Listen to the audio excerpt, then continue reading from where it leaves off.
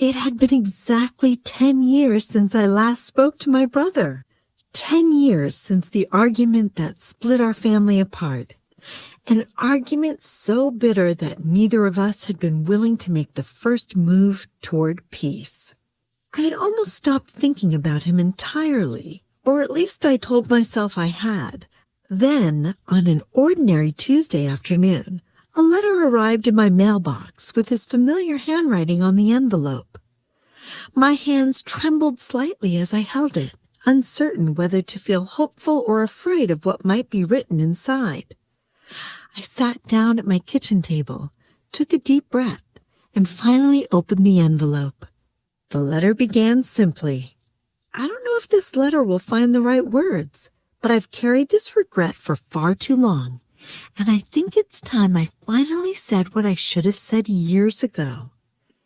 He wrote about the argument that had separated us, not to explain or defend himself, but to admit how much he regretted the harsh words he had spoken that day. He described sleepless nights spent replaying our final conversation in his memory, wishing desperately that he could go back and choose different words. "I've thought about reaching out so many times," he continued, "but fear and pride kept stopping me. I convinced myself too much time had passed, that maybe you had moved on completely, or that reaching out again would only reopen old wounds.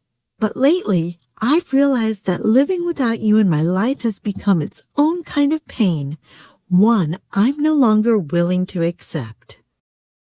Tears filled my eyes as I continued reading. Memory after memory came flooding back, childhood afternoons spent playing together, family dinners filled with laughter, and later, painfully, the bitter silence that followed our argument. I had spent years telling myself I didn't miss him, burying my own regret beneath anger and stubborn pride. "I understand if you're not ready to forgive me," his letter continued, "and I understand if this letter comes too late.